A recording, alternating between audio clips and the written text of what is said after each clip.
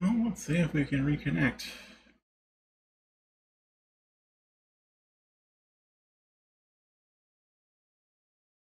There we kind of are.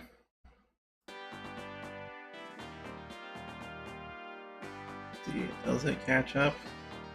I have to wait a few. There it is. Okay. Yeah, I guess for those watching, the internet, Comcast crapped out on the internet so hard it actually, YouTube thought I ended stream.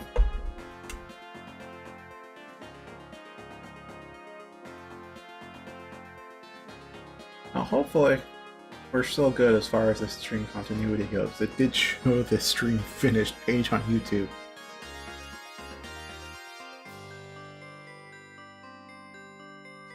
Oh, it is an entirely new chat now. Alright.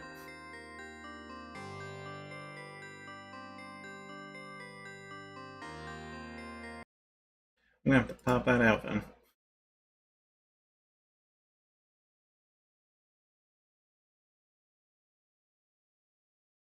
Yeah.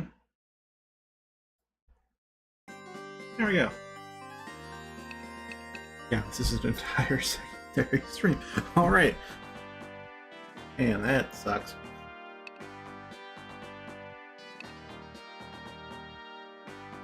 I remember there were times in the past where that was a theme and not just a pattern. Alright, medic. Oh boy, medic. Okay, medic does have an attack skill in douches. And it might have been in 2, it might have been the Untolds, but they did have an extremely strong... it was definitely in Narration in 2. It was either in 2 or 2 Untold. That the medic staff attack was like the strongest.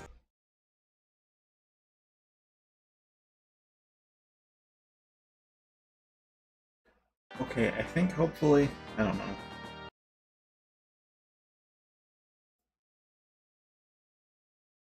You know what? I'm just gonna switch on to a different Wi-Fi network. Just, you know, that means it will be a bit of a disconnect for like maybe a minute tops, but hopefully the connection should be more stable afterwards.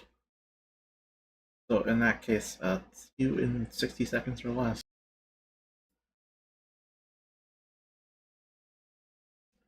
Okay, seems alright now.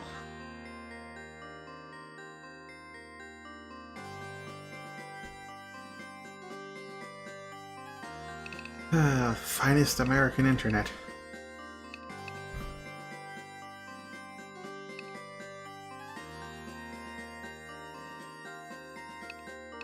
Alright, so TP regen actually is, yeah, it's a skill that requires a heavy investment, but it is neat to have. Not sure it's neat enough to warrant the investment, though.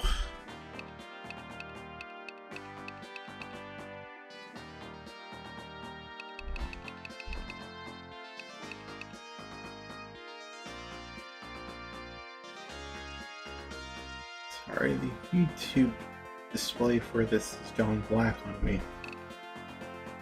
Refresh this. I have this just to be sure that... No, it might act... Oh, there it goes. Okay, good. I thought it ended stream on me again.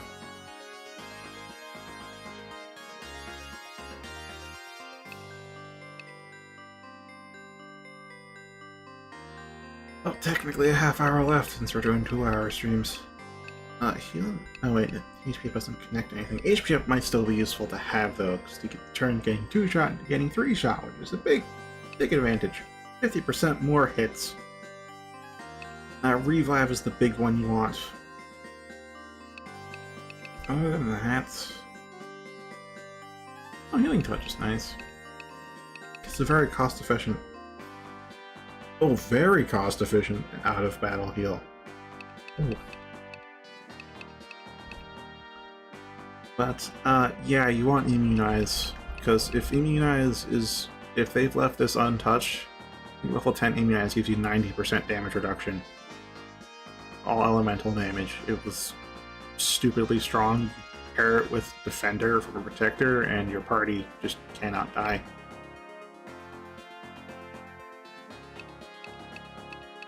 So that requires sub level 3. Alright. Oh, I hit E to activate again the old keybinds. Here we really want here a patch up. Yeah, actually, we really do want patch up. Patch up's a skill we may end up dropping later on, but it's going to be very helpful during exploration because we get a little bit of free healing after each fight. Not enough to recover, say, a hit, but over time it's going to add up. Just like the blood loss. Welcome back. Welcome back more. Yeah, Cloak is what it says it is. Unfortunately, it's not the evasion tank. Alright, there's some time for your skills. Now, I'm sorely tempted to invest in Chop Mind Take, but that would be all 3 of your skills. All 3 of your skill points.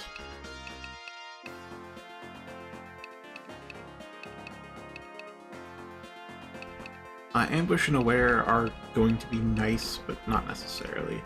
So if we're going to go with both skills, we'd want True Shot, Disable, Multi-Hit, and maybe Apollon's going to be good here. Maybe they buffed it. Maybe not. For now though, let's just take some actual damaging skills, because we're on floor 1. And oh boy, floor 1.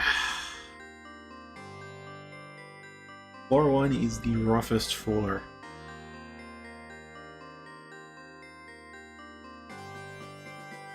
To give you an idea, a good rule of thumb is that the recommended level for a floor is the floor number times 3, or if you want to have a bit of a better time, the floor number times 5. Which means the recommended level for floor 1 is either level 3 or level 5. You are level 1. With Piddly Dits for gear. Floor 1 is the hardest floor.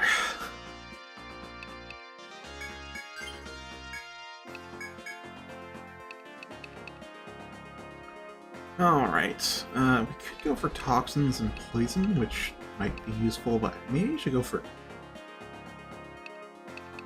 Yeah, level 1 it actually says, so it's 30% at max, 10% at base. Which means it might be worthwhile to use, but for now we're just going to invest 1 point to TP up, because an Alchemist is nothing without their TP. They do not have any kind of... Again, I hit space because I wanted to shift right.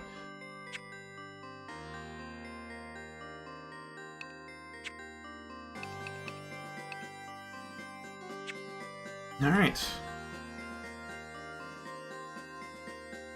That's good.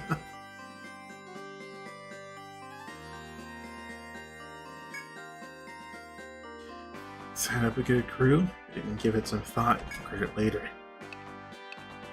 I remember the Guildmaster in EO1. He had multiple lines of dialogue, except there was a bug that prevented them from triggering, so he only said the same singular line for the entire game. And I'm not sure if they continued that in the other games. Oh well.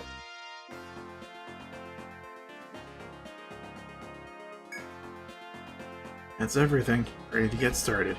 Hope we can shake things up in this town and clear out some of the deadwood. Looking forward to the day the Etrian becomes known the world over. Again. Is this like the 8th or 9th time?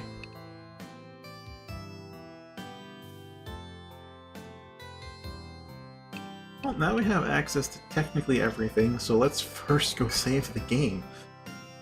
Home of the Long Crow. Welcome to the Rooster Inn. We cater to adventurers who explore the forest. Please, make yourself at home. Don't push yourself too hard. You can come here any time to rest your weary bodies. Sleep the night through or nap until evening. Either way, we can accommodate you. Again, not sure if it's the same here, but in the originals, morning started at 5 AM and night started at, I think it was 10 PM.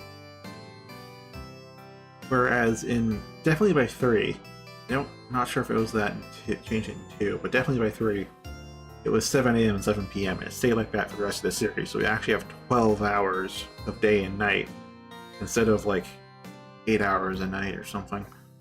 I didn't do the math in my head, I just did a rough estimate. That's like 7 hours a night actually, if it's 10 to 5.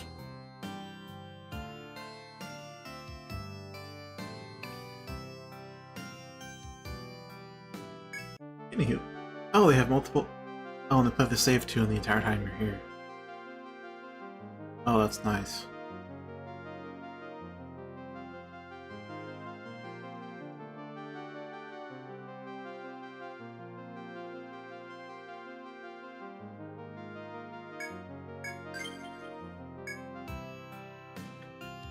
Yeah, that's the tune that would play when you were saving. But the thing is, as hardware advanced, it'd be quicker and quicker to save, so you just never hear the tune. Ever.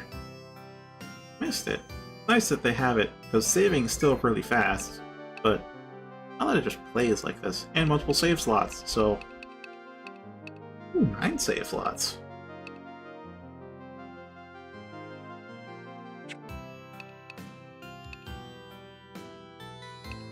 Yep.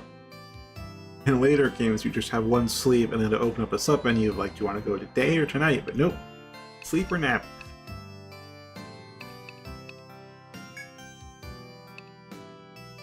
Ah, yes.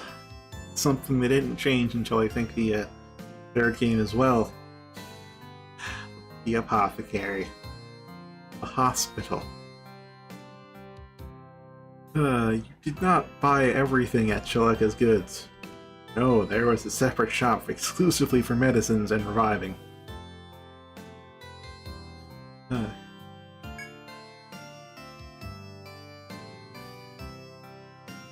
Welcome to Etria. You stand in the town's apothecary, where we heal the wounded and fallen.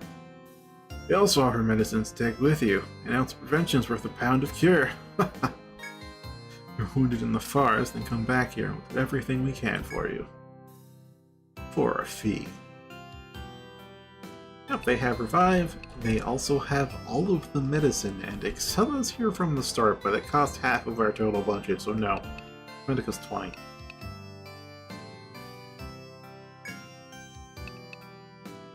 I'm just gonna have 3 for safety's sake. Medic is vital when forming exploring parties. If you're going down to the labyrinth, I'd prescribe taking one along. Ends us a doctor's note. Fortunately, we already have a medic.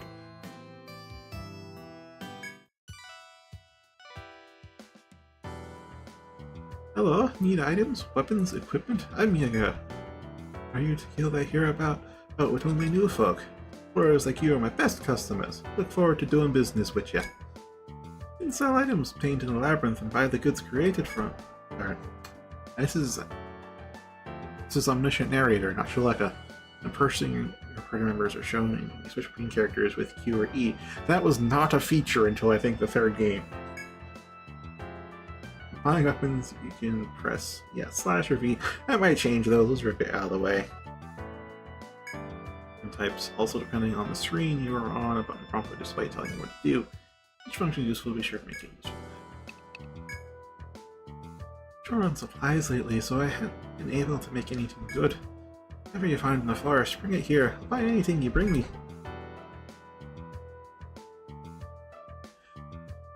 Well, I can't do it. I always imagined her with a young voice, so playing Untold when they gave her a much more mature voice, yeah, you can tell I was a bit displeased with that. First you get used to it, but that's just the whole deal with adding voice acting to a game. The voices they choose, good or not, are not always what you imagined they were.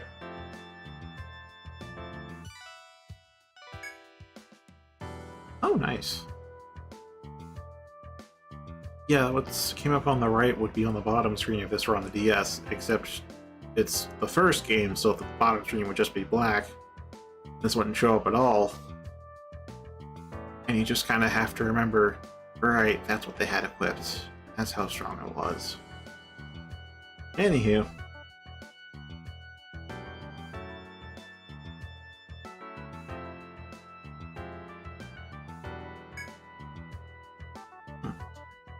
Can't say I recall knowing you were a voice actor, Earl.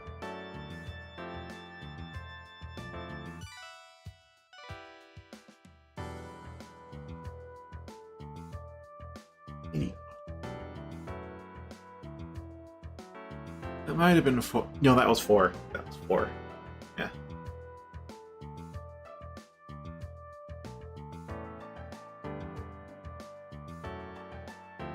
Alright, so something to note about equipment that's also not told to you, but you might feel it.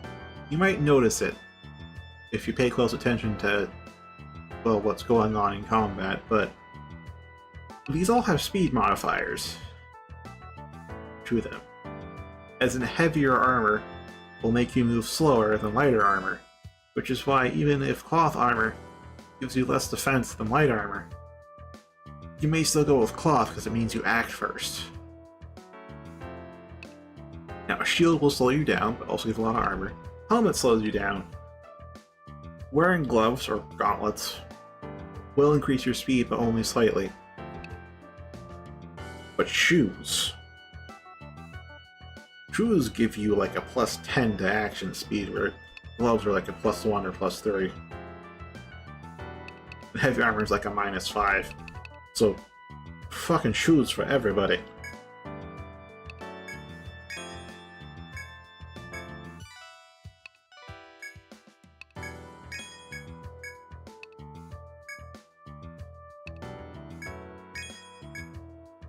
Now, would you want to go later in the turn order? You know? Maybe. Maybe. I just hit the wrong key again. But generally, I like to go first. Yeah, we actually have enough to buy everyone shoes. I'm hoping to also buy everyone or at least our main attackers, a basic weapon. So myself, Noir, I guess, and Decim should have. Still getting used to the keybinds, because remember, I've played this on like 3 different systems. So my muscle memory is confused. Alright, so everybody in the main party's got shoes. Now, we would also like to give Noir a shield, which is expensive as fuck at 110. Remember, we start off at 1,000, and just to give you a bit of a preview, the loot we sell is going to be like 5 and per. So it's going to be a long time before we actually rake in some profits going into the labyrinth. It means we have to spend this first 1,000 very wisely. Like, sure, we could get the Scramus Axe for 150, or we could get the knife, so we could buy 4 knives or just 2 Scramus Axes. Although we already have a knife, so...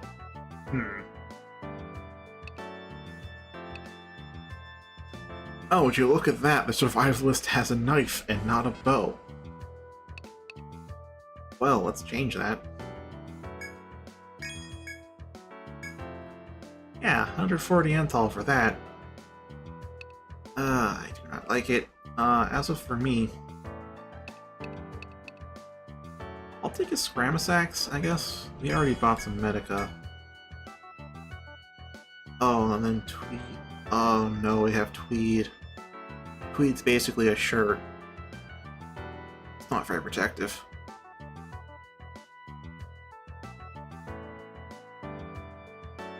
Dual wielding was a thing in 4. And after 4, it was only for certain... Actually, it was initially introduced in 3 as a class-specific mechanic. Then it was introduced as a general mechanic in 4. And then it went back to class-specific afterwards. So no. No, dual wielding is not a thing.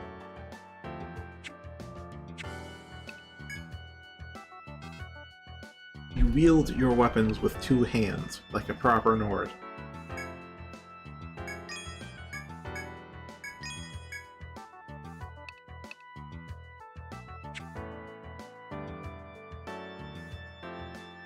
Yeah, 5 does have quad. Actually, I want this. Does 3 have quad wielding? I don't think it does. I think 3 has dual wielding, but maybe it has quad wielding too. I won't say which class, but you can probably guess.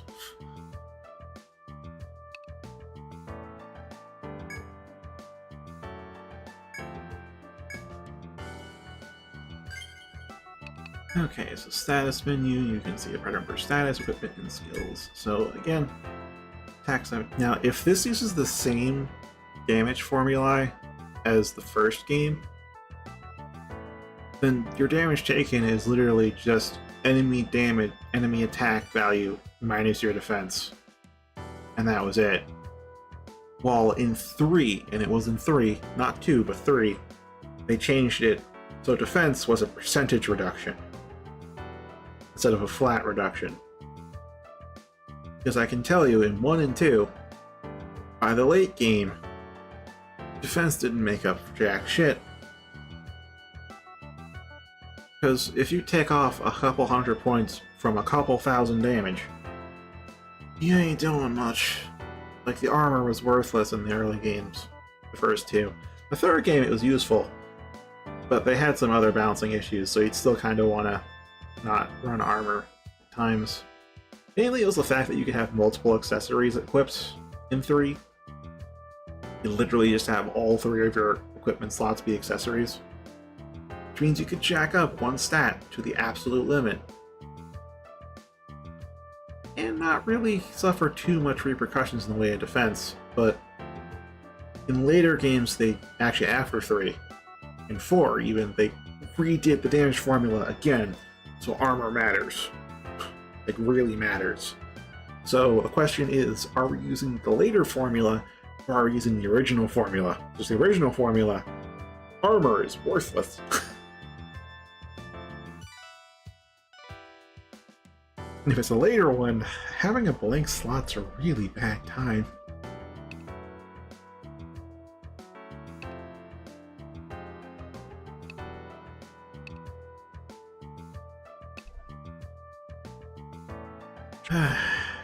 Well, 160, and we could technically get Noir's Ramus Sacks, but I also kind of want to get some. Oh, we don't have any armor other than like a hairpin or knit glove, in which case we can. It's +1 though.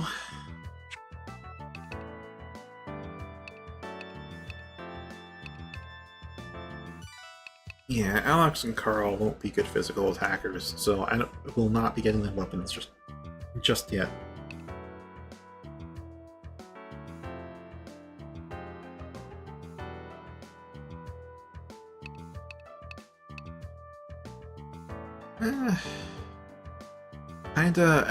How I plan to use you at least early game is as a legit archer, because we're going to need all the physical attack we can get, because physical attacks don't cost TP, or at least not as much. But later on I'll be converting you into a gatherer, unless we get a second survivalist. Second survivalist pops up, then yeah, you'll be converted. Or rather, they will, or maybe you will, I don't know who. Probably they will, since you'll already have investment to bow skills. But for right now, you've got your 3 points spent on bow skills, because we're going into floor 1, the hardest floor of the game. We need all the attack we can get. And technically all the defense, but we can't afford armor, so fuck.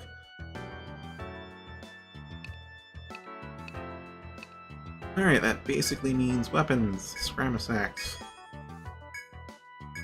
There you go.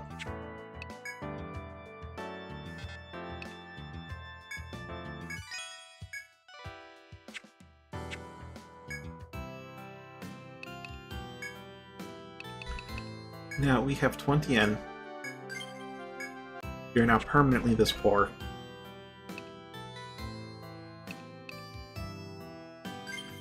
So, yeah, if it costs money to, actually let me use custom, because custom has like the actual skill trees. So yeah, I've got sort 1 point cleaver, and I couldn't resist the temptation of just spending the 1 point on arm heal early on. It's kind of gonna bone me for a little bit, but I just want to get it out of the way. It's been taunting me too much. Noir's got front and rear guard. I'm gonna go straight for defender. Straight for defender until we get to like the second stratum, I guess, and then I might invest in like some walls. Cause, well, we're gonna need the walls, I think. I remember the Untold fight. You want walls by the end of the third stratum. So second stratum's a good time to start looking into the walls, given how many skill points you need. Forget if it's the same in the original. So, defender for now. Maybe some walls in the second stratum.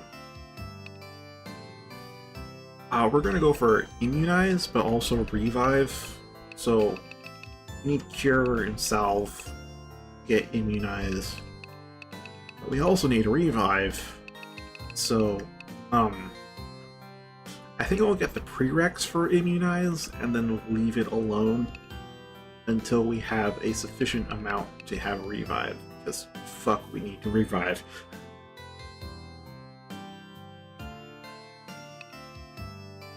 For you, as you can see, 2 points into bows, 1 point into true shot, because, I mean, the passive may not be great, but we need all the damage we can get from normal attacks. And Carl has points in volts, and 1 point into TP up, because without TP, alchemists are not very useful.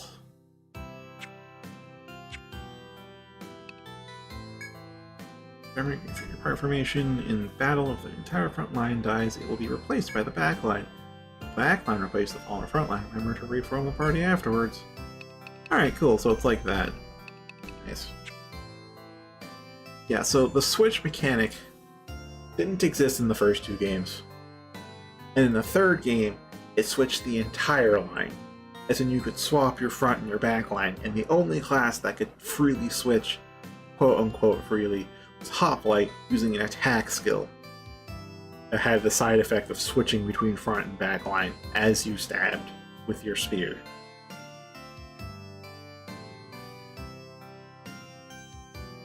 So, curious to know if we have switch as it was in later games, because in later games switching was actually a free action. So initially, switching lines was actually like, you had to spend your turn doing that.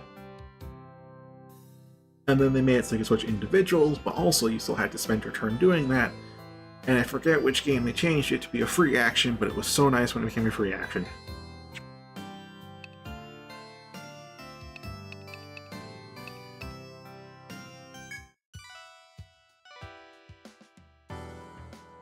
Welcome! I don't think I've seen your face in here before.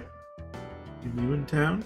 You're going down the labyrinth. You should visit the Rada first. Your adventurers got to go through Rada Hall before they're officially recognized. Sorry, hun. My hands are tied. I can't give you any work until then. Once you're legit, come and see me again, alright? I'll be looking forward to it.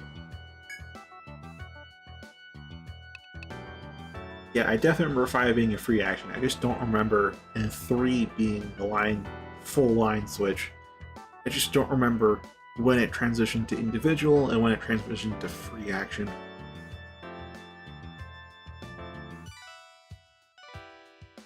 Yeah, they changed a lot in 4. Some for the better, some for the worse, but overall it's on the better. And by some for the worse, I don't mean they made it objectively worse, I mean they made it subjectively worse. Like, I'm still not a huge fan of the transition to 3D, because 2D sprites give you room to imagine how things work, and then imagination gets filled in for you with the 3D stuff, and it's like, I lost a bit of the magic there. It also made the classes a lot more straightforward in 4, which makes it the easiest entry point. Well, 4 or 5.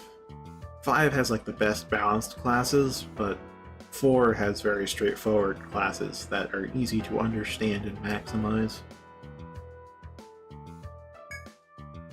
Better finish that mission from Narada before talking to me, kiddos. I know mapping the forest is hard, but everyone has to start somewhere. Good luck out there.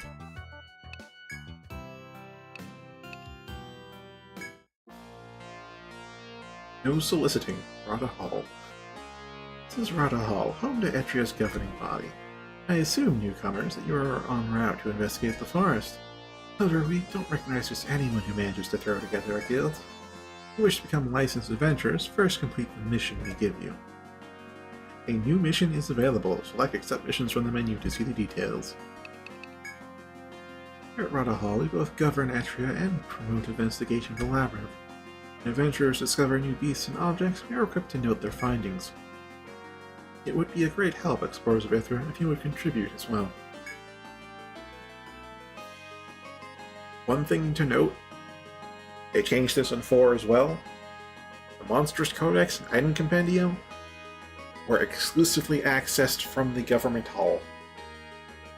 You did not have them out in the field, you just had to memorize what they were weak to and what their skills were. Which, honestly, there is some value in that, because you get to train your memory, but also having it right there is nice too.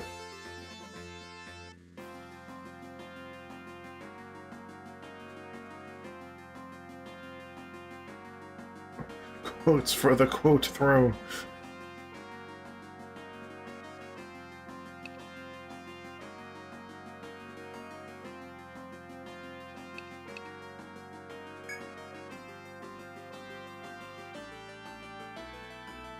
New adventures must be tested by mapping the first floor of the labyrinth. Meet the soldier on...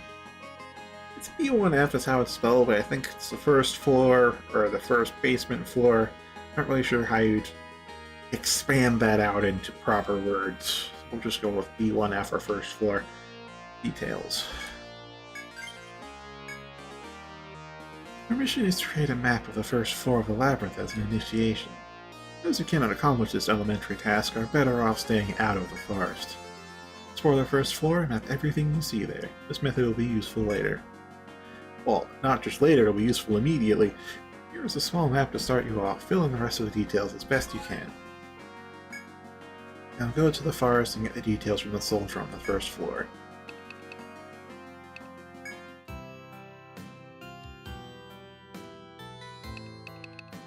Alright, we're gonna go into the first floor, which means fucking save.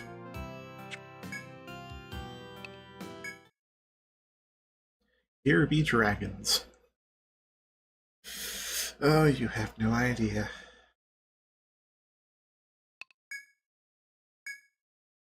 Why do they have the option there, then? Oh well.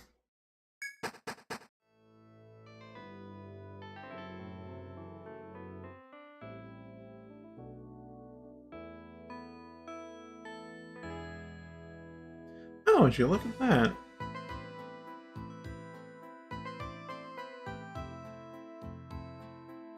Huh.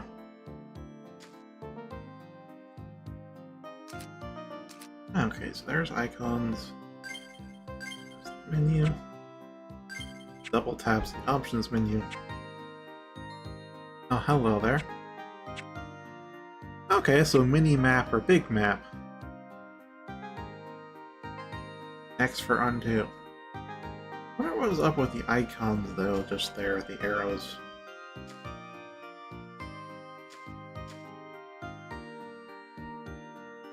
Yggdrasil Labyrinth. One task must be performed before challenging its depths. As you have some skill at adventuring, some 3 skill points should be available to you. Spend them on skill.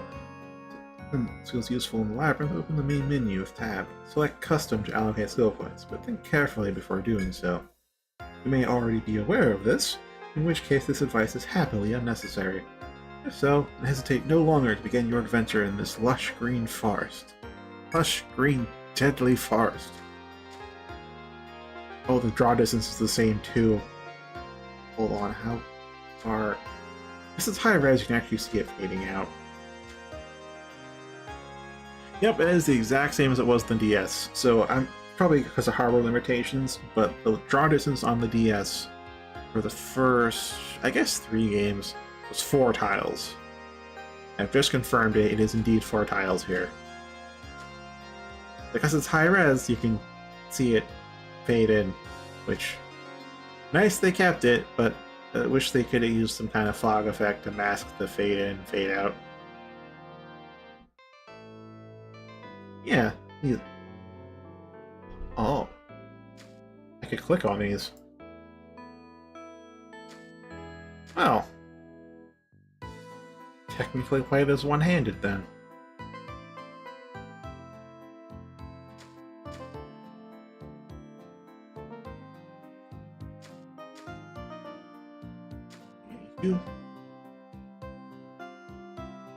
As you walk the narrow path, greenery all around you. That's how it should be. Shift it over to the right. It's just unusual to see them centered. That's just how it would be. As you walk the narrow path, greenery all around, you see a soldier standing guard. You must be the new guys. Your honor told me you belong. Welcome to the forest. A few questions for the soldier spring to mind, but you wonder if you should let him be. What are you doing here? What is your purpose? Are you a boy or a girl? The soldier answers your question slowly. My orders are to make sure no one, you for example, gets in the forest without permission. If you want in, start the way everyone does. Make a map of the floor we're on. As I'm sure they told you back at the Rada, everyone goes through this initiation. With that, the soldier points to the map of the forest you hold in your hands. Well, thank you. I mean, sure, my first time doing this in this exact format, but I've mapped in Etrian Odyssey before.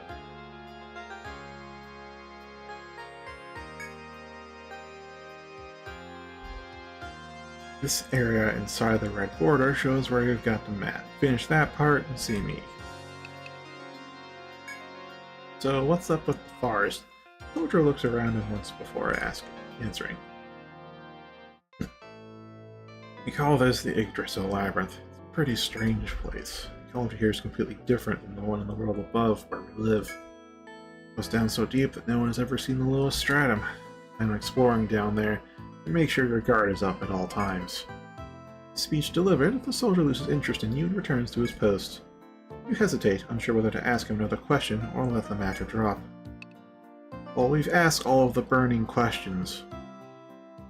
So, quietly, decide to leave the soldier alone.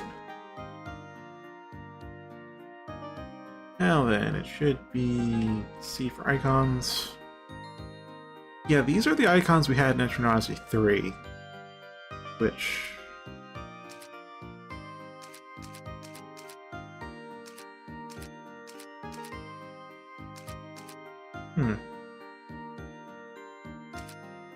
Sorry, it's altering between which icons I'm showing, whether it should be slash or V, but it seems like they do the same thing.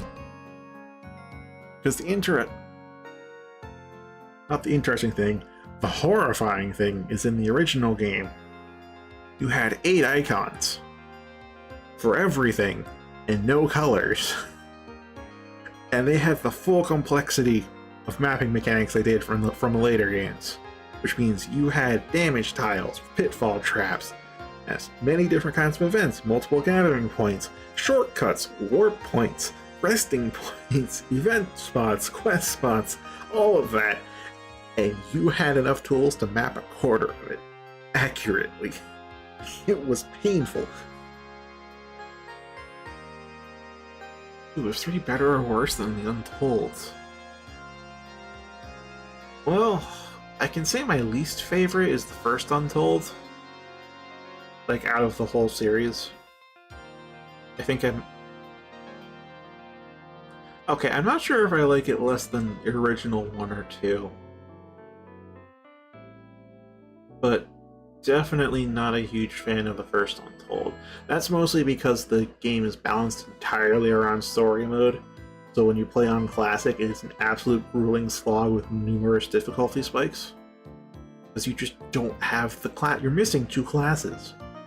that all the encounters are balanced around. So it's a slog to get through all that, and then you just have a difficulty spec of like 5 levels per stratum. Ugh.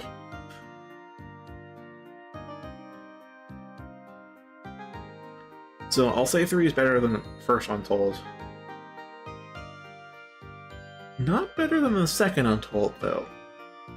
Second Untold was really fun, and is, in fact, probably... Yeah, for a while I wasn't sure if I liked Untold 2 or 5 more as like my top favorite Etrian Odyssey, even though I started with 3. And again, they learned from the first Untold for the second, where yes, you don't have access to the story-exclusive class, but the encounters aren't balanced strictly around that one class. So you can definitely play through the game on Classic, not have the exclusive class, and be fine. You don't feel the difference. Also, they jacked up the power of like every class in 2 Untold. Some very ridiculously fun degrees, which is part of what makes it fun. You can just get so almost overpowered. But to counterbalance this, they gave enemies, especially bosses, a lot of health, and even some scripted attack sequences like an MMO raid boss, where if you mess it up, you just get party wiped. And that part, I understand people may not like. I know Alyssa wasn't very much a fan of that part of the HP bloat. And there were times where I wasn't a fan of the scripted boss fights as well. However, if you can look past that, if you're more into the min-maxing side of things, 2 Untold is extremely fun because of how powerful all of the classes are. It's like everyone is Super Saiyan all the time. It's that kind of power level in 2 Untold. Because I can tell you, even with the HP bloat, you can still vaporize bosses. But if you don't know how to min-max in Etrian Odyssey, if you don't know how to maximize the classes and synergize your party very well, that HP bloat is going to be a huge barrier to your progress. Like, you need to know how to play the games well to have a great time in 2 Untold, but if you do, it is an amazing game.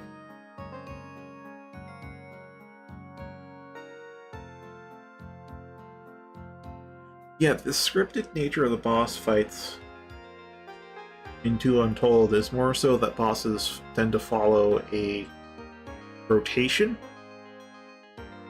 where you know what moves they're going to use in which order.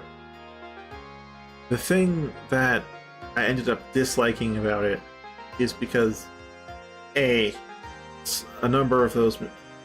It's mostly the solo fight I'm thinking of, where basically party wipes. So if you didn't respond to them appropriately, you'd end up getting wiped out. And B, made the bosses very resistant or very quick to recover from binds and ailments. So you couldn't really disrupt the script. You had a very hard time going off script for boss fights. Or at least for certain boss fights, not every single one.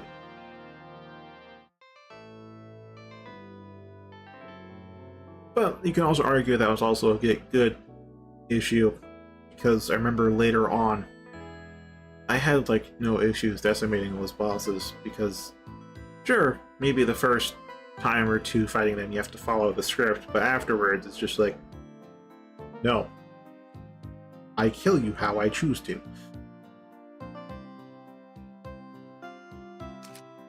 Anywho, let's use the amazing... Oh, we can use on the little map. Fantastic. I'll do that. Oh, we can use that to shift. Cool.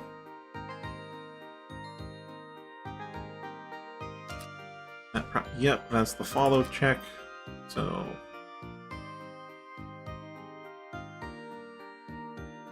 Okay, so here... in the DS, normally... So you wouldn't have it split up like this. You'd actually have to zoom in on the map here, and this is what let you zoom into it if you click on these.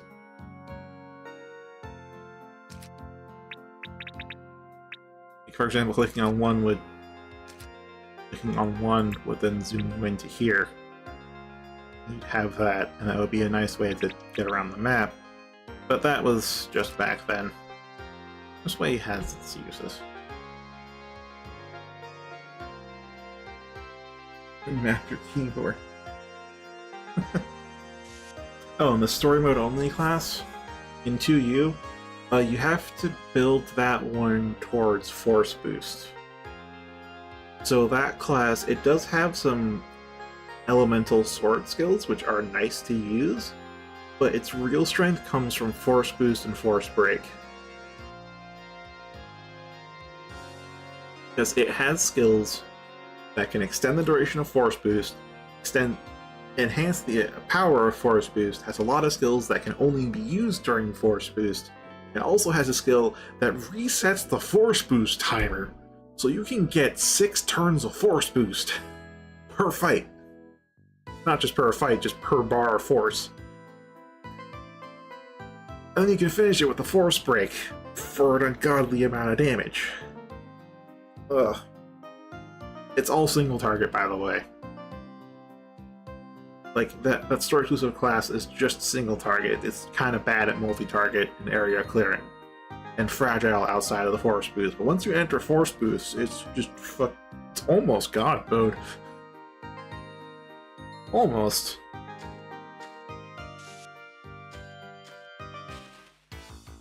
Oh, first encounter. Now then, can I... Oh, I can bring up the map.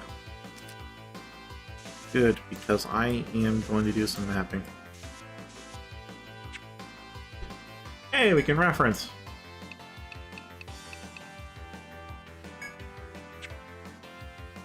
Yeah, so here's all the stuff. So, cut, pierce, and strike. Resistances. Fire, ice, and bolt. Then we have a stun here. I don't know if you can see the mouse at all. Can you even see? You can't see the mouse, can you? Yes, these are the HD graphics. Things do look quite a bit simpler when they're higher reds. Alright, so I'll have to describe things. So going up on the top row here, you have stuff that looks like actual attacks. You have this looping line for cut, and you have pierce and strike. Then you have fire, ice, volt. And going on to the next line, starting from the left, we have stun and instant death, which are always separated out. Then we have petrify, which on enemies, in the earlier games was basically instant death, but with 5 they changed it to a temporary thing instead of permanent, so we'll see if they did this for HD. Yeah, they did redo the sprite. Did they redo the sprites? I don't think they redrew the sprites, but they might have found the originals and used those. Or they did redraw them higher res. Not sure.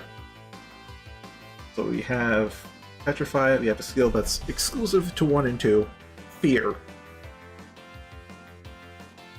And then we have Curse, and Poison, and Sleep, and Confusion, or Panic. Remember, I'm rechanging it to Panic. Oh, hey there, Manko. Glad to see you here. Yeah, you're not currently in the party. You've just hit 4-1. You are in the guild, though. And we don't have access to the Ronin class yet, so you have a Troubadour portrait. Paralysis, blinds, headbind, armbind, and legbind. What do the elements do? Stun, you lose your action for the turn. It has no effect if you've already acted. Instant death is as the name says. Petrify is effectively instant death. Depends on whether we're using the 5 version of petrification or the earlier version. The earlier version is you turn to stone permanently until you either die or get the element removed. It does not expire naturally. Classes unlocked. I remember Ronin was 3rd stratum. I think Hexer was end of 1st or end of 2nd stratum. Ronin was middle of the 3rd, though.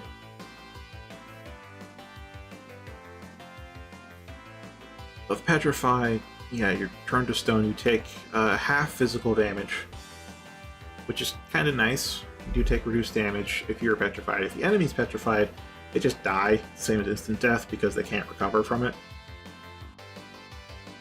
If it's 5 version, though, it becomes a temporary ailment instead of a permanent one, and it has physical damage, but also makes it completely unable to act at all until it wears off. So it depends which version of petrification it is, because it's either going to be a nightmare if it's permanent, or a useful but alright ailment if it's the 5 version. Then we have Fear, which is paralysis, but worse. So I'll explain them both. This is you have a 50% chance to just not act, lose your action on that turn. You'll get good dice rolls and get to act the entire time, or bad dice rolls and never act at all until paralysis wears off. Fear is the same thing, except every time you fail to act, you also lose 20 TP. You heard me right, 20 TP every time you fail to act. It is debilitating. Curse. You take half the damage you deal. Which is a lot worse for us than the enemy, just because of how the numbers work out, because we're going to have like a few hundred hit points and doing thousands of damage. So half of that is an instant death, while they're going to have thousands of hit points and do, tens of damage, so same between both, but because of how the numbers are skewed, it's way more in the enemy's favor. TP regen takes a lot of skill points to get. You need to max out TP up, and even then TP regen won't be that much. Poison. It deals damage at the end of every turn. The amount of damage, it depends on the skill. Depends on the source of the poison and stats of the one inflicting it, I think. It might be stat independent. Because of that, the poison can either be worthless or godly. Because there's some that are like, it's like 20 points of poison damage per turn, and it's kind of alright. Well, or rather, it's there, it exists. It's not really a thing. And there's some skills that are just 600 points of poison damage per turn, which is like as much as your frontline damage dealer are doing on a good day. In their sleep, they don't act until they wake up. However, they will wake up if they take any damage. But they take more physical damage, so you can use that to set up either to disable an enemy or to set up a sleep bomb. Because, oh boy, that's a lot of extra damage.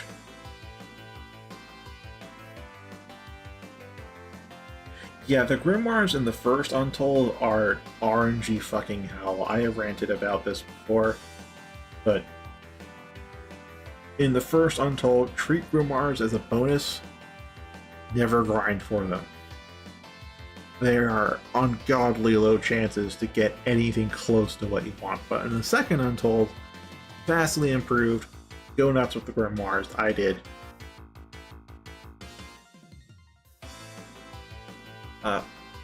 Confusion, which was renamed Panic in the later entries.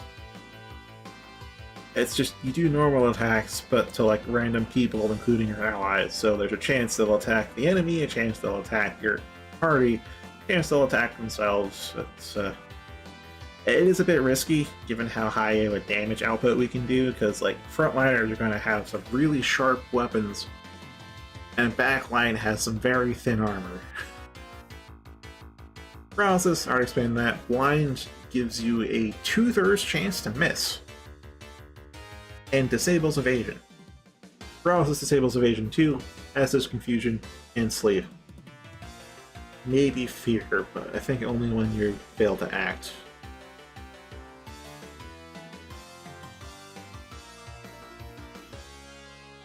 Yeah, when I'm playing Untold, I have to like constantly clear out the Grimoire storage, because here's another bullshit thing about Grimoire stones in the Untold.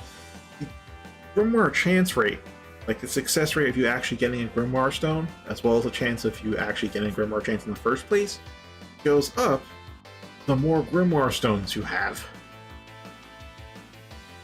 Which means when you have a full storage, you have a very high chance to get another Grimoire stone, and then you're forced to throw them out. It's a lot of micromanaging that inventory. Yeah, I mean, I've had arm and leg bind, which I think I've explained previously. Skills use one of these three parts, so it's extremely rare, but still possible for a skill to not use any parts at all. But as I said, that is the exception, not the rule. And it is exceedingly rare. You'll probably only see it in like a single post-game super boss or something. Otherwise, head, arm, leg bind disables those respective skills. And for rule of thumb, uses their head bind. Uses their arms or their forelegs, arm bind. Uses their hind legs or their tail, leg bind. Hey there, Juan. Oh, we need to go back to town then. Well, when we get back to town, you are getting into the guild. Alright. You could cleaver, but I know of an event pretty soon that we're going to want to not do that on, so let's do normal attacks. Actually, let's try a volt.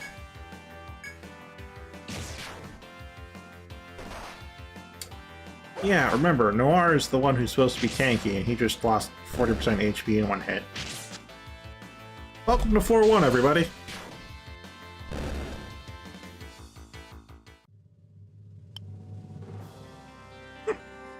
That small thing's probably worth like 5 intel, too.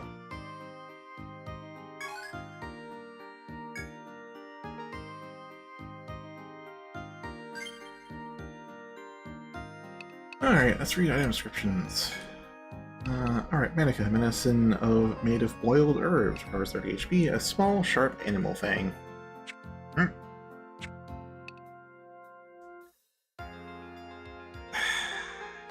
It's like, do I want to use the TP to cure Noir? Or not?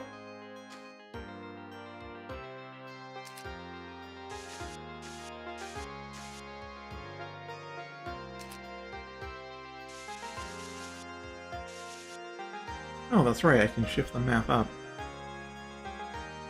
It's nice that it's actually kind of close by, huh? Oh, I can use IJKL to navigate this. And then FTG to move the map. Cool.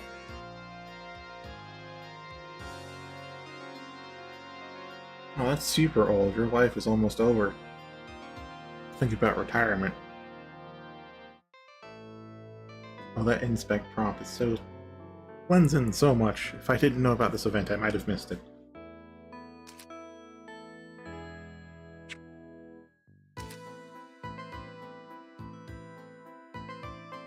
Okay.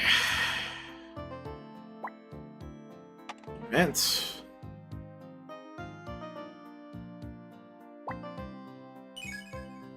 Oh, dang it.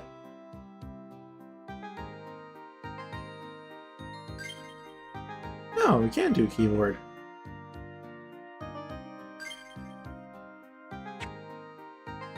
Yeah, that's one thing I'm gonna say I dislike about that. So, this prompt used to be just the bottom screen.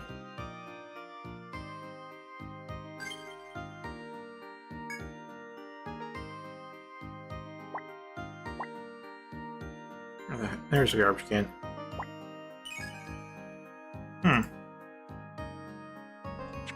There we go. I'll exit it. So... yeah, that used to be just bottom screen. So you could actually keep doing the event on the top screen and just make notes as it's going through. Now I have to actually...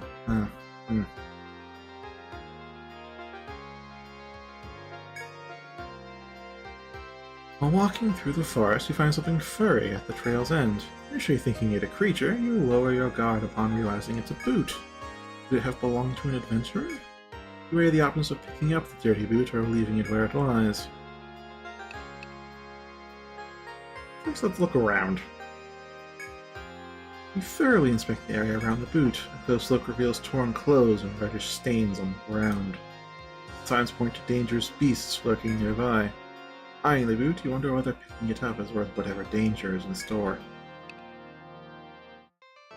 Well, if the other option is just to ignore loot and leave...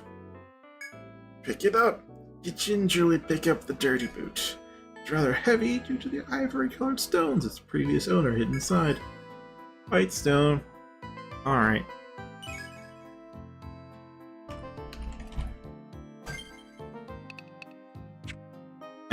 cancel.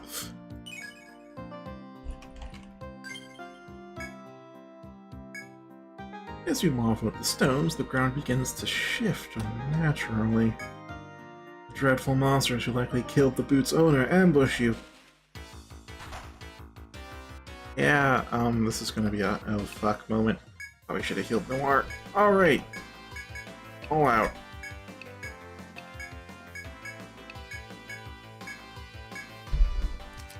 Guard. Yeah, it's damage reduction. Damage reduction. Oh, thank fuck, that's a miss. Alright, 1 down. 2 down. This is going great. And see, we have TP for 1 skill. This is why we need physical attack. We don't have TP.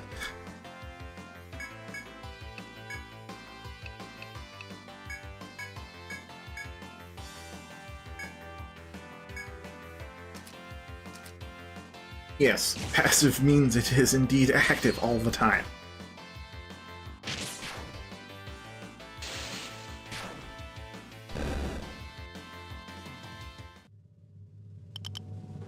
That's a lot of XP though. Beastbone and Sawtide. Welcome back, Minkle. Monster, Mole. Alright, so let's, yeah, we have 16, so... item... Mole... It's 3, I guess. Kinda want to do the Mole X3, but... times 3. It looks nicer with the X, but it's much more clear.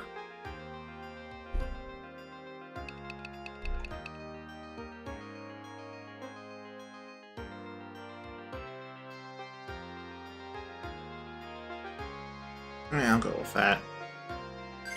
My own maps, after all.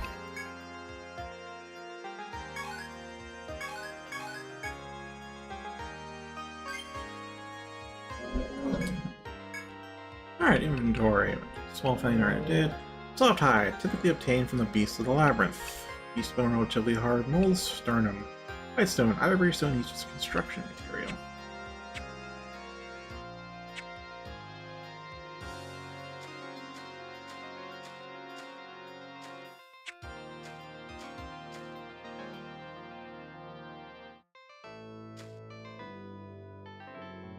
Yeah, that's what I was explaining earlier, unless that got cut off during the disconnection. The preludes give an element to your equipped weapon, and because of how skills work, let me use this actual skill to explain. That's just a rushing sword slash. Fucking hell.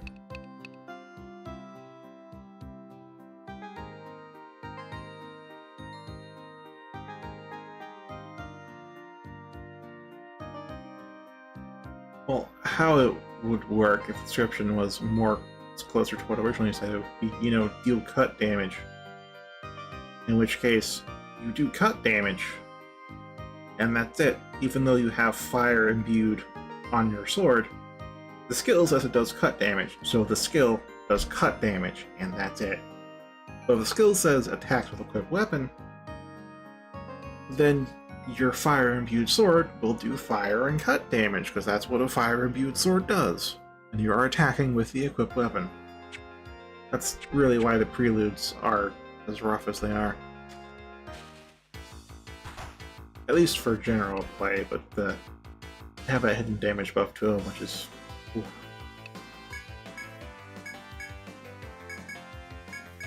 I'm going to do the very, very risky thing of just attacking. Ow.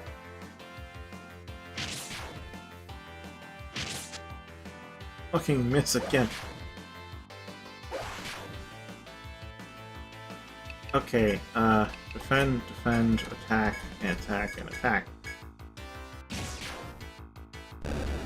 Oh, that's right, defend doesn't have priority in the early game. Fuck.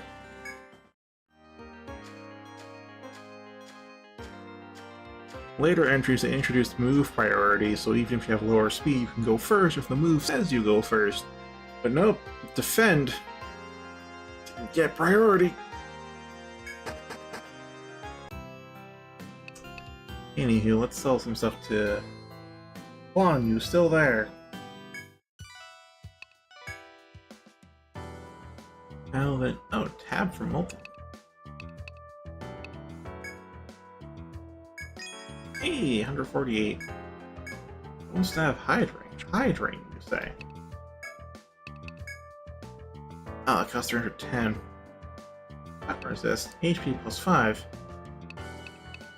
That's okay.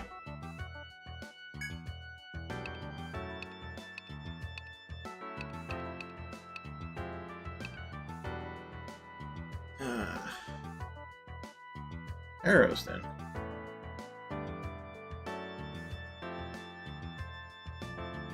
I hope that's the case, arrows, then. But what's definitely the case is, what class are you?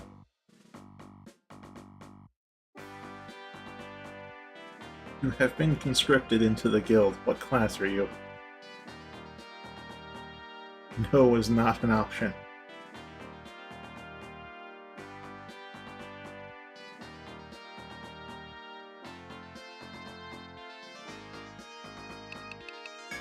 Alright, that puts a second medic. Alright, what portrait do you want to have? Because I do have the DLC portraits, and the game does allow all the class portraits that we've got unlocked anyways.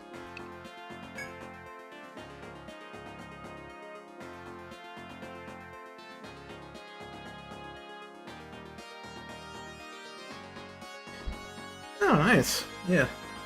Portrait 3. Alright. I just saw keyboard input.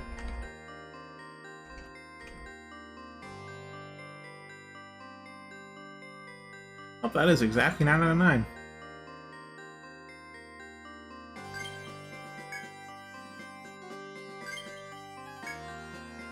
Welcome to the guild. Now, if Juan's still here, he needs to be conscripted as well.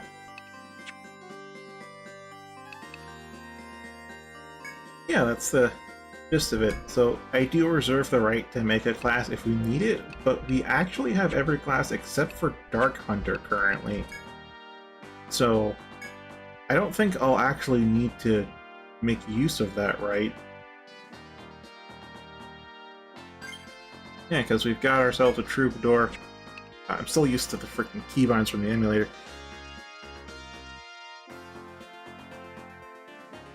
Alright, have a good night, Alex. I just now realized we're 40 minutes over. We should be at.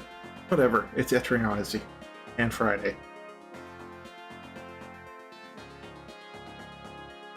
Yeah, so we've got Alchemist, Survivalist, Protector, Land Snatch, Medic, Alchemist, second Medic now, and second Alchemist, and Troubadour. Yeah, so Manko, unfortunately, because we don't have Ronin unlocked yet, I have to give you a Troubadour portrait.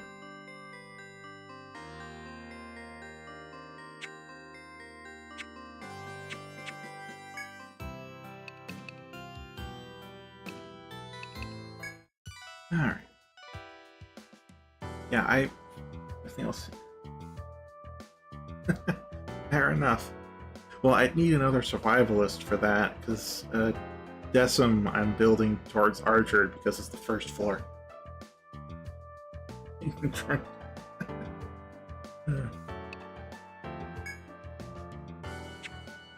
Right, so I do own every single Etrian Odyssey for the DS. As in, I have all of them, like physically. Really love this series. And I also have them on emulator. I've streamed them as well, so that's why my muscle memory for this is at times confusing itself with the emulator keybinds. Oh, here's nothing.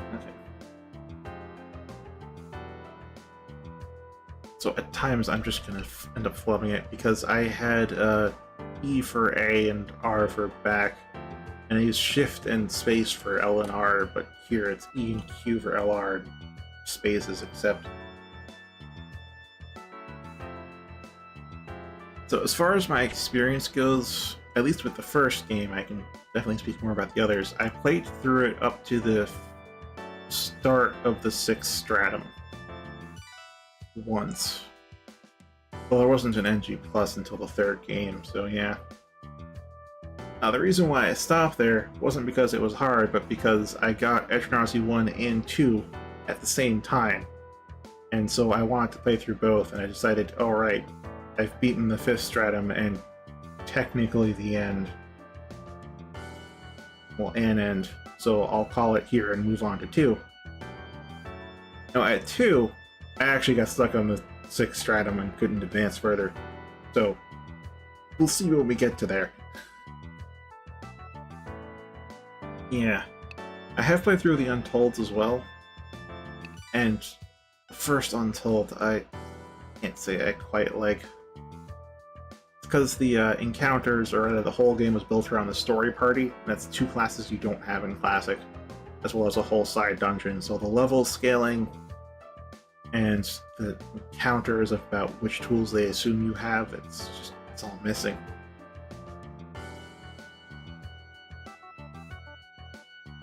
Oh, there's also the floor with constant teleport tiles and no walls. I haven't gotten to that floor, but I've seen that floor exists. That is an evil floor. I was like, oh right, I was going to buy some armor. Targe would be expensive, and it's still +1 defense? Okay, I should use some knit gloves then.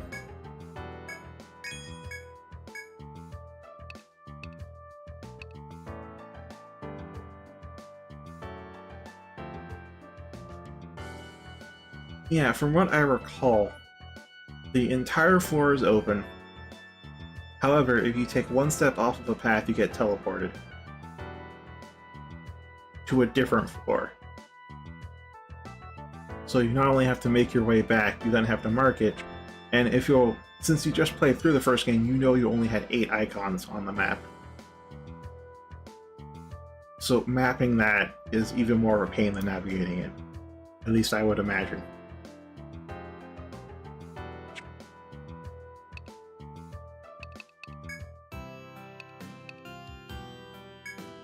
Alright, let's take a little siesta.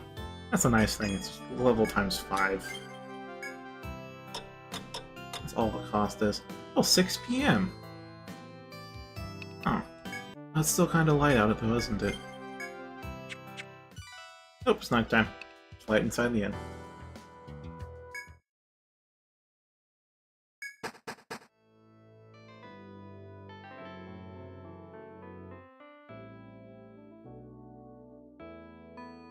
Alright. So Juan has dodged conscription.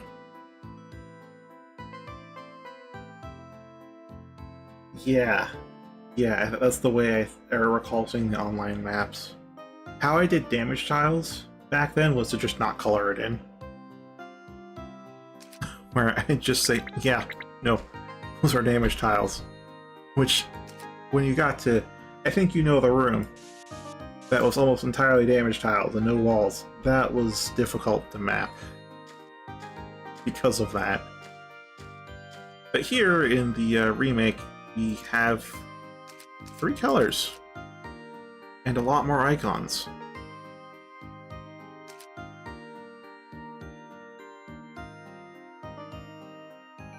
Yeah, you did not have many mapping tools back then.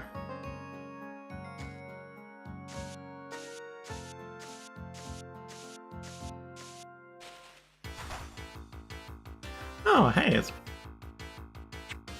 wood flies.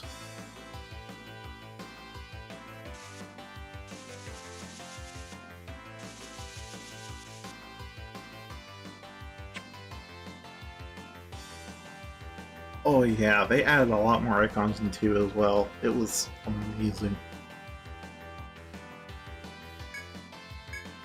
Wait, I don't want to do cleaver. Oops.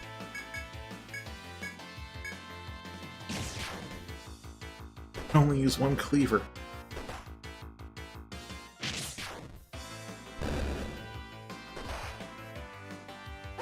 Oh, we're gonna have to cure after this.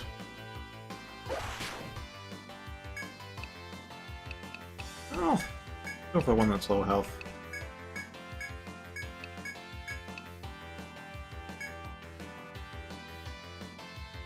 Oh wow, that's a lot of color options. I did skip out on the Persona Q stuff just because I'm not... He's not currently a Persona fan. I haven't... Despite owning a couple of the games, I haven't actually played any of them. So I can't say I like or dislike Persona, but I am aware of its reputation and didn't consider the Qs to be close enough to EO to actually mandate being in my collection.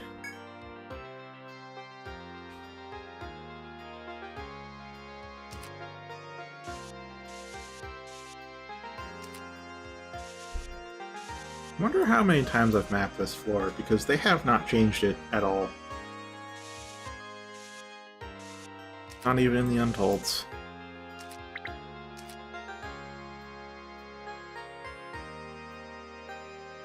I'll give him a go then.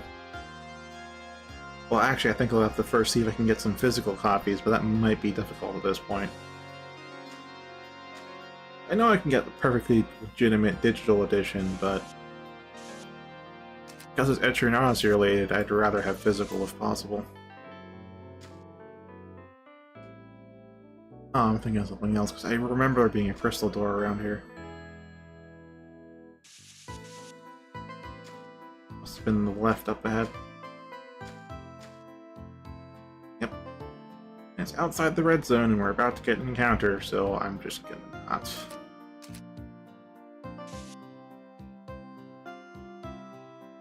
Oh yeah, for sure. Also, something that's neat is that the draw distance in the original one was 4 tiles, and here in the HD, it's also still 4 tiles. It can definitely render more, but it's at 4.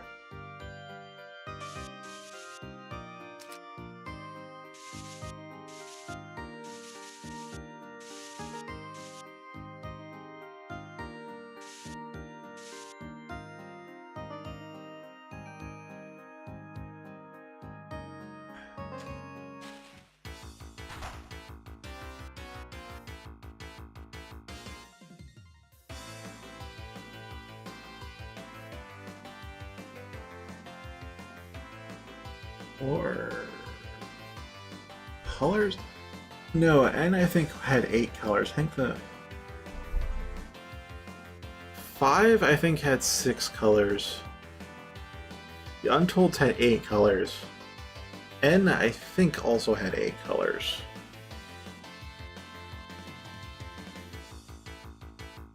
Oh yeah, the save times are also instantaneous, but they give you 9 save slots. And they play the save theme when you're looking at your save slots, so you still get to hear it.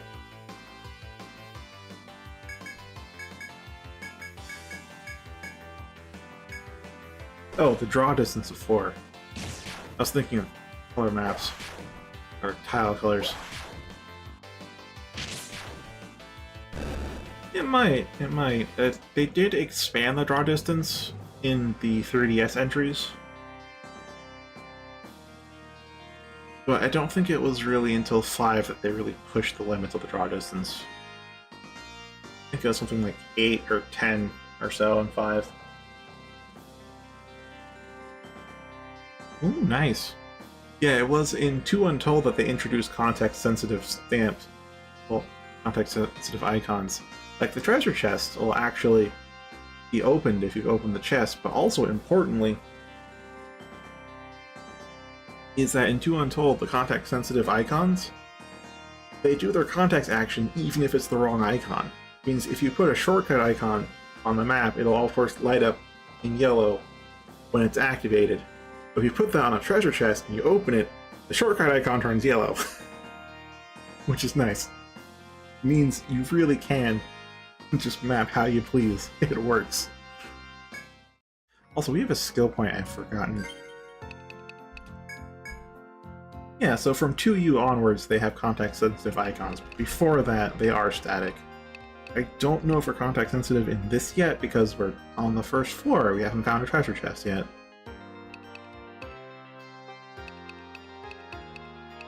Now, I know I want all slash, but that's going to be a big stat investment, and cleaver is going to be important. Oh, right, arm heal. And that's it. That's the only point I'm putting into arm heal.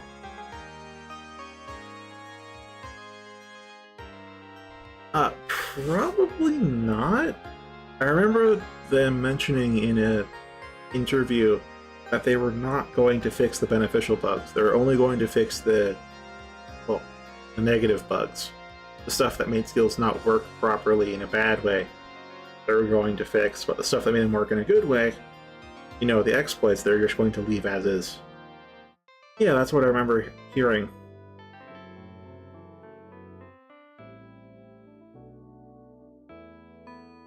Well, I mean, we'll find out.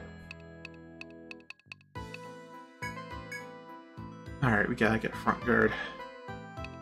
Skill trees is nice too, because the skill list was, I got used to it in 3, which was the first one I played, but once you go to a skill tree, it's kind of hard to go back. Alright, patch up so that we get a little bit of health.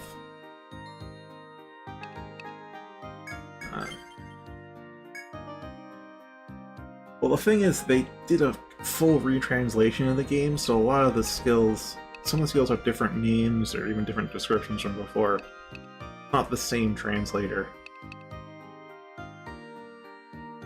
Alright, see you, Noir. Thanks for stopping by. Thanks for being a protector. Need those. Yeah, just there. The space that I have set up to be the R button on the on Citra. Alright, Carl did want to be full base. It's like, do I go TP up or not?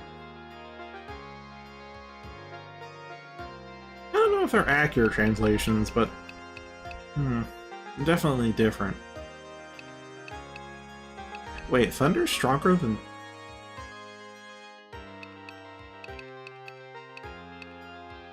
Oh, no, wait. Thunder's just a step up from Volt. Either way, though.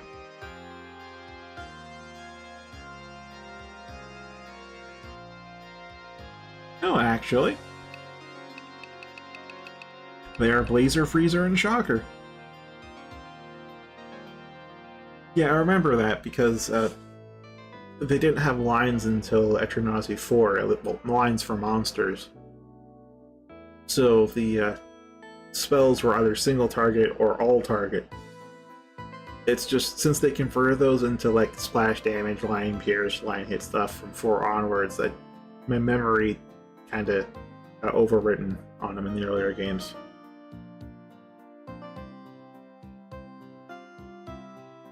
Yeah, technically Decim, but it's not... I don't think it's powerful enough to really use unless you combine it with Blind. To combine it with Blind, I think it should actually be a very potent way of damage mitigation.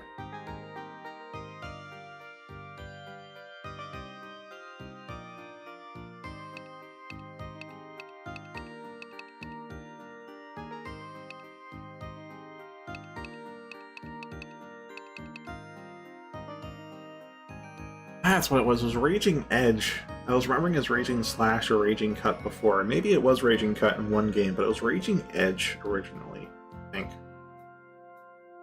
One of the games it was Raging Edge. It's Cleaver here, though.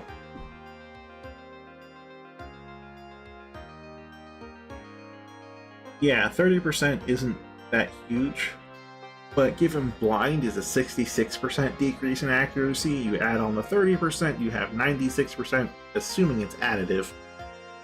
In which case, it's like, that's actually just like a 4% chance to hit, which is great. Fantastic, even. That's the thing, you have to stack it with other stuff. By itself, it's not that good.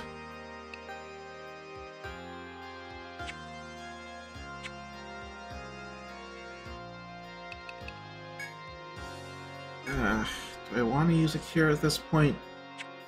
I can take like a hit, but I'm really cutting it on my own HP.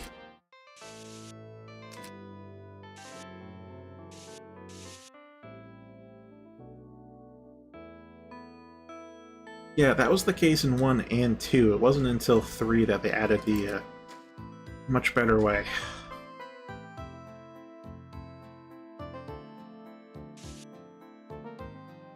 So I'm still used to the DS control, so I was about to actually click on here to map, but it just does this. I have to map down here.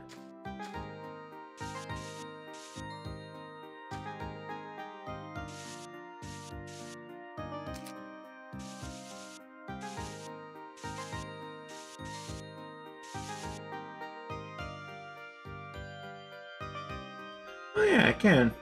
But still, it's a 3-turn delay makes it difficult to use. And as far as the actual straight-up damaging skill, the 3-turn delay also kills it as far as DPT goes, unless they buffed it.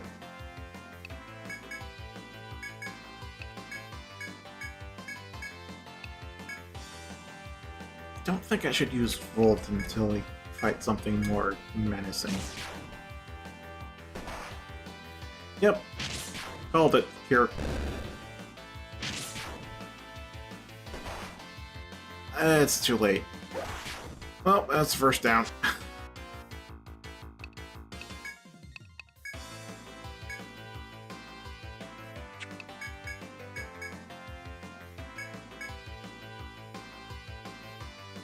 Yeah, they are.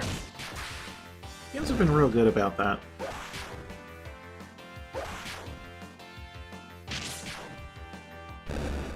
And with that, the XP bars are desynced.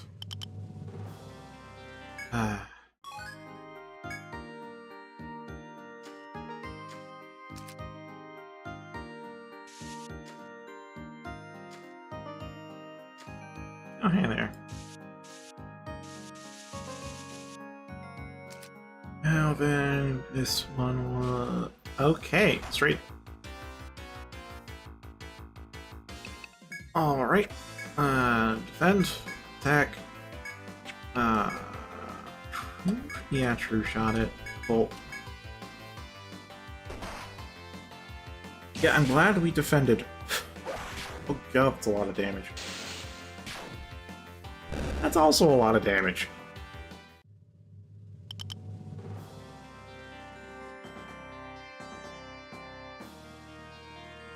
There's Stella. Huh, I have not heard of Harvestella. Bug.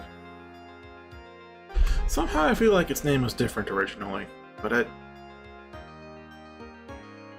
might be imagining that.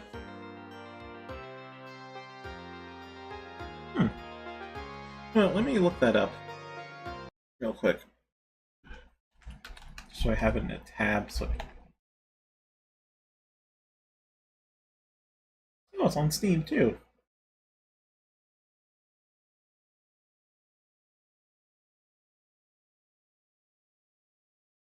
Alright.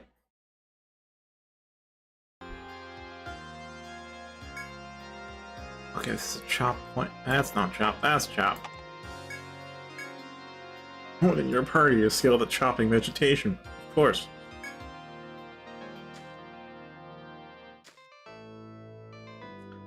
I don't think there's anything here to indicate there's a shortcut. I think they added those in 3. Ugh. Help!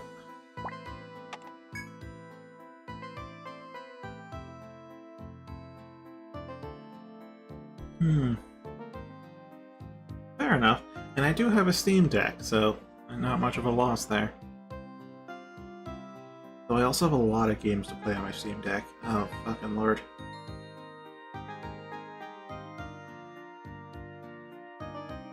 The least of which is the entire Etrian Odyssey collection. As you walk through the forest, a wall of trees blocks your progress. Onward. Oh, hey, there it is! Contact sensitive. Turned yellow. Now that also should mean that... No, not really.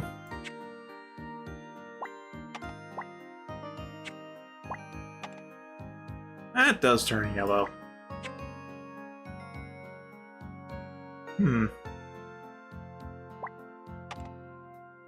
Oh, looks like they have a right and wrong icon now. And to you, any icon would work there. do the context action.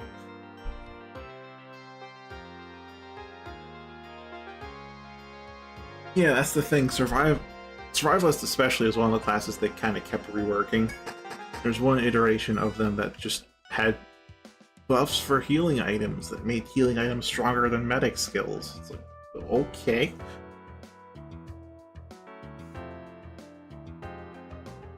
Yeah, it was not worth it at all. I'm looking forward to trying out War Magus again in 2, assuming someone picks War Magus. Unless I play it on my own, but I kinda... That's one of the difficulties of a streamer. It's like, you get to play more games, because you can't just keep playing the same thing over and over again. But at the same time, you can't necessarily play the stream game off stream.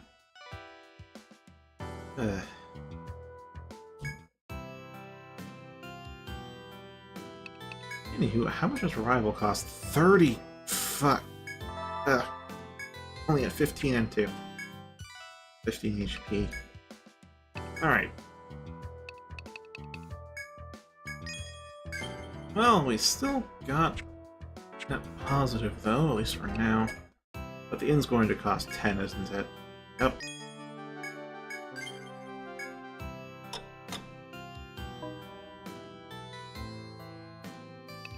Yeah, no, if you have some KOs in the very early game, it's honestly almost better just to start over. Because it's expensive to revive.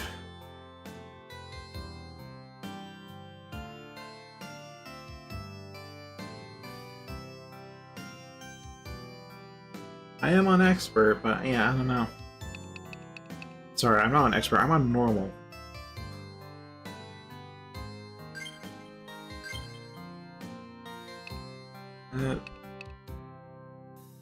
As you can see, my difficulty is on normal.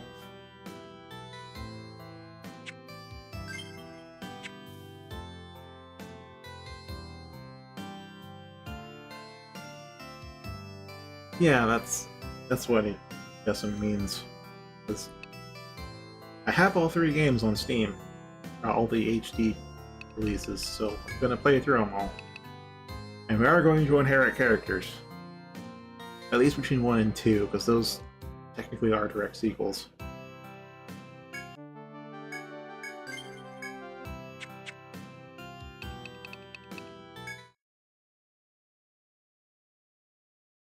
Yeah. Beast was something.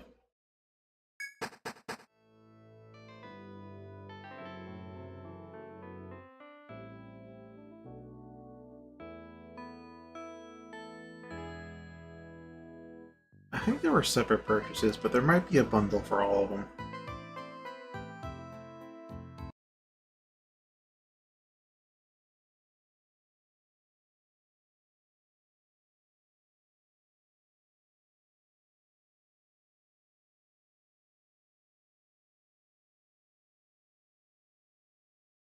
Okay. Yeah, he's got it.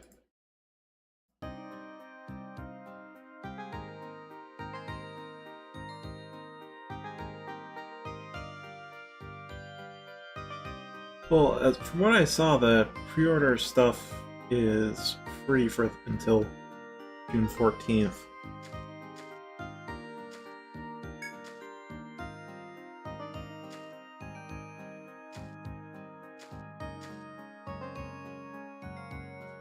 Yeah, I can agree with that, but I like Etrian Odyssey enough, I forked it up.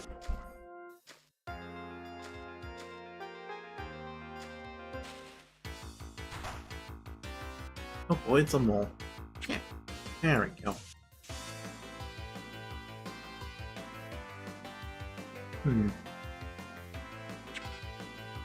Oh.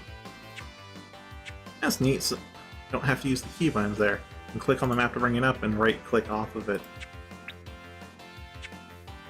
Close it.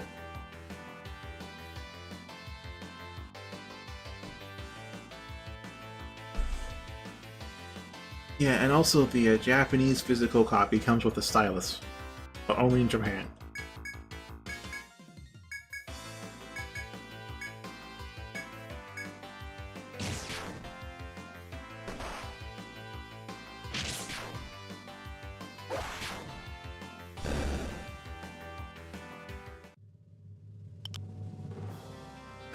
XP bar is going to haunt us for a while.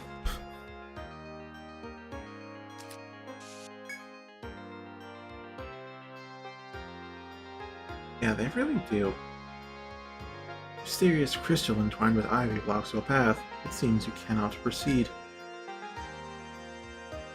Now, I remember there being multicolored ones, so this one should be purple crystal. That's actually long enough. Cool.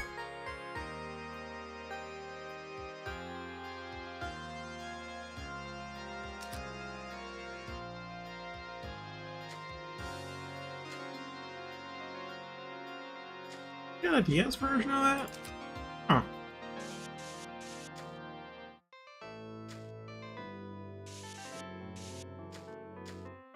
Oh, yeah, there is auto mapping. I always turn that off.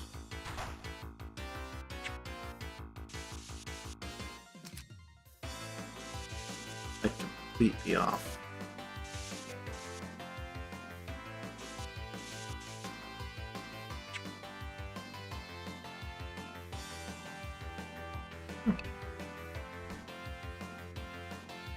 Does make me curious, and also I'm gonna need Carl to do some stuff, and also front guard. Front guard, we need to live. We need to live to see tomorrow.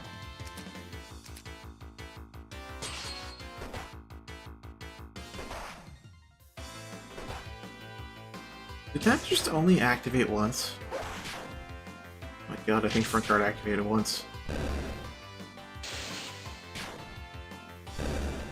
Well, at the very least, that is 2 moles down. However, we no longer have the health to survive a second hit, so... let's hope cures fast enough! Oh, thank god it's a miss.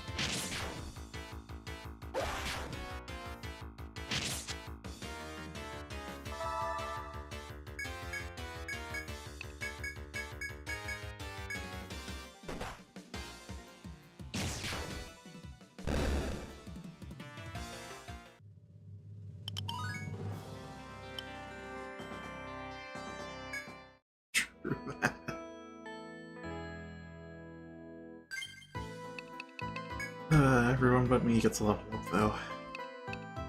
Alright, front guard.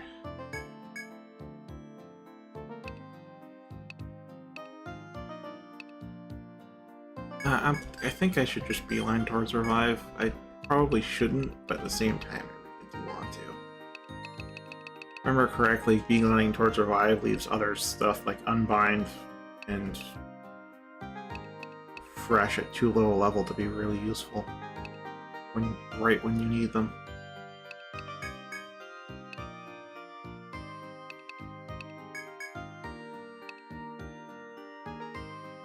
Hey there, Thunder Dragon.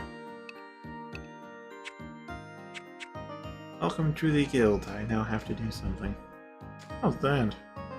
With an inspect.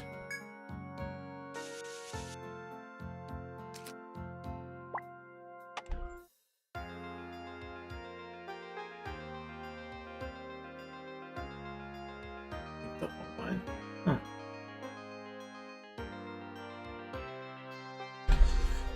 Might be a conditional drop. Those do exist, but there's also, like, conditional drops with a drop chance. They don't have those too often, but some of the games do, and it's just, As you continue down the path, you find red fruit growing on the wall of trees. Things just within reach, seemingly daring you to pluck it and take a bite. Consider for a moment whether or not to eat the fruit. I forget if this is a good or bad event, but... fruit sweet juices slide down Daric's throat. I can heal 10 hit points. Oh, that's good. Oh, and it still is front party for this stuff. Alright.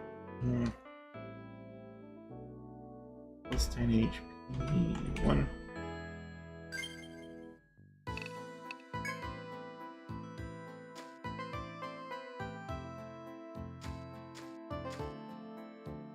I am 100%ing.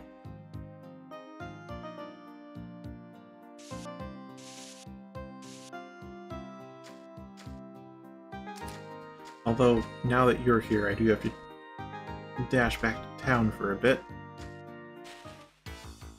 Yeah, it's a call out again.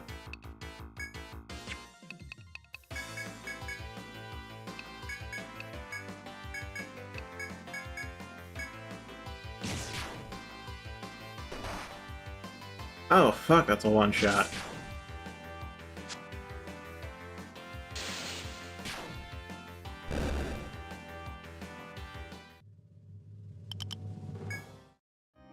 Another desync further.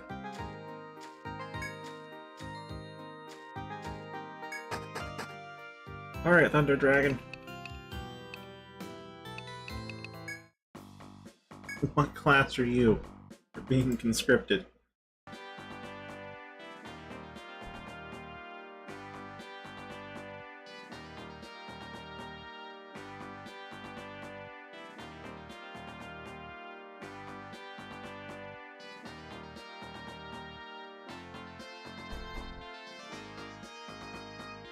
I'll give him some time. I might have dodged the draft, unfortunately.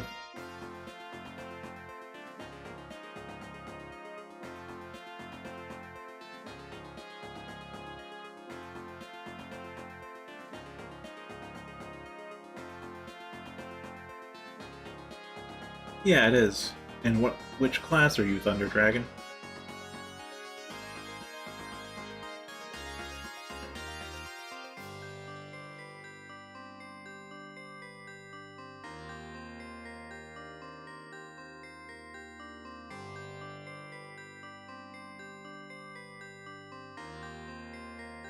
That is true. These HD re-releases are a bit of a testing ground for them, both to see how they can do Etrian Odyssey on one screen, as well as to see if there's still interest in it.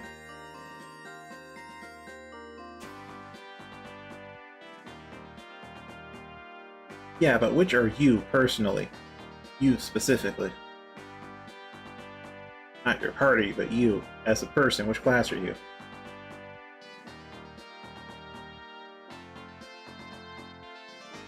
Because you are being conscripted. So which class are you?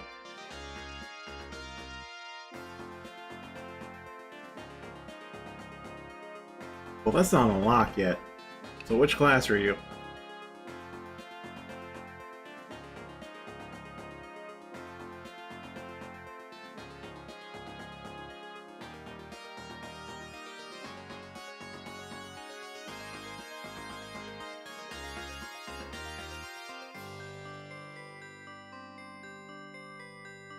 I'll wait as long as it takes. Oh, fantastic. Now we have every class. Alright, which portrait? Well, you know which portraits to take, and yeah, I do have the pre-order.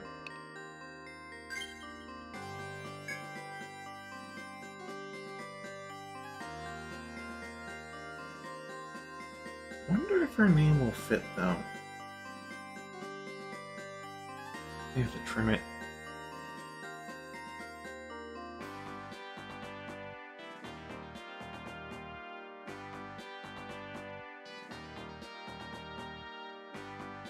Fourth one. Alright.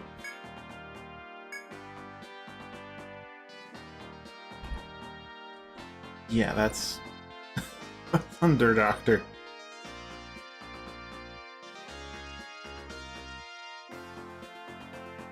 Yeah, well, I'll be streaming tomorrow in the afternoon. A lot earlier than now. Yeah, thanks for stopping by, Arrows Den.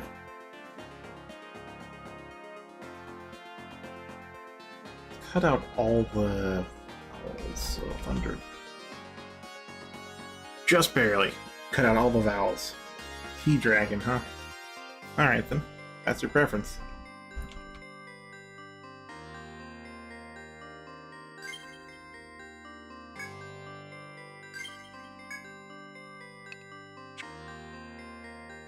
And with that, we have every single class now. At least except for Ronin and Hexer, because they aren't unlocked yet.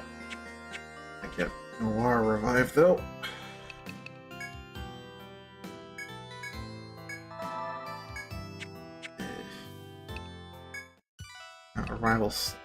Rival cost only 12 and tall. Oh, that's a bad draw.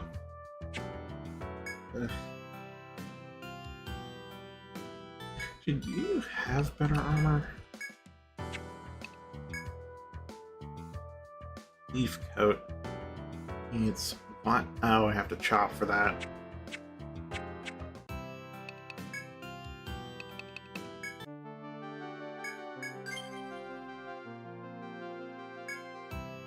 I've been at this for a little over 3 hours now. I feel like I should stop as well.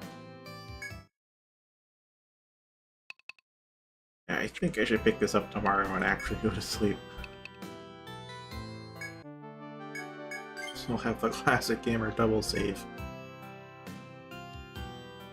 Say thank you for watching. Definitely use a Dark Hunter at some point, though. Probably whip-based, but sword works too. Oh. I'll be here tomorrow, pick up where we left off. Thank you very much for watching.